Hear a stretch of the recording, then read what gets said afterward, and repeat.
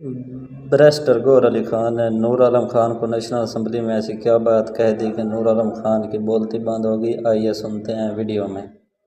ये अमेंडमेंट नहीं चाह रहा नूर आलम खान साहब। दिलिया के पास एक इनॉर्मस किस्म का पावर आ जाएगा, किसी के पास कोई इख्तियार नहीं होगा कि जज मुझे सजा दे दे। जनाब स्पीकर, आओ मैं एक रिक्वेस्ट करूंगा, ये बिल आपकी इसकी इजाज़त ना दे। कंटेम्प्ट ऑफ कोर्ट जो है वो आर्टिकल 204 में जुडिशरी के पास ये पावर इख्तियार होना चाहिए कि अपने ऑर्डर को वो इम्प्लीमेंट करे through a force of law. अगर अदलिया के पास ये इख्तियार नहीं है कि अपने ऑर्डर को इम्प्लीमेंट करे तो कहाँ रिजॉल्व करेंगे। और ये सिर्फ कंटेम्प्ट ऑफ कोर्ट ये नहीं है कि जज आपको कहता है मैं गुस्सा हुआ हूँ तो लेके आ जाते, लोगों के फेवर में जजमेंटें आ जाती हैं। इसमें सिविल कंटेम्प्ट में, इसमें क्रिमिनल कंटेम्प्ट है, इसमें पर्सनल कंटेम्प्ट है, जज के को कुछ कहना। तो इसका जो बिल है ये अमेंडमेंट नहीं चाह रहा नूर आलम खान साहब। इसने प्रैक्टिस की हो तो इनको वो पता हो, अदालत में अगर आप जाते हैं आर्टिकल 204 तो फिर भी आप अमेंड नहीं कर रहे, फिर तो अदलिया के पास एक इनॉर्मस किस्म का पावर आ जाएगा, किसी के पास कोई इख्तियार नहीं होगा कि जज मुझे सजा दे दे तो मैं उसके खिलाफ जाऊँ, कैसे पे अपील जाऊँ।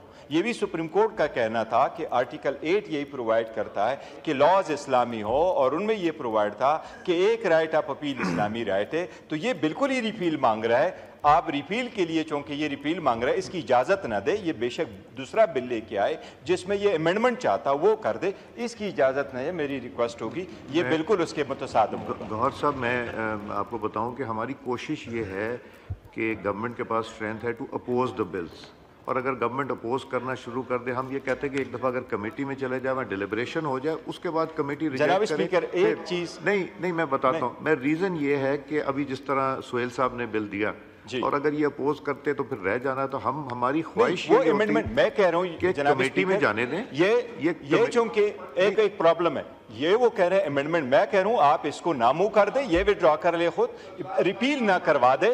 अब टाइम क्यों वेस्ट करे। जनाब स्पीकर, पार्लियामेंट्री आप कमेटियों को भेजते हैं, कमेटी में लोग आ जाते हैं, खर्चे हो जाते हैं।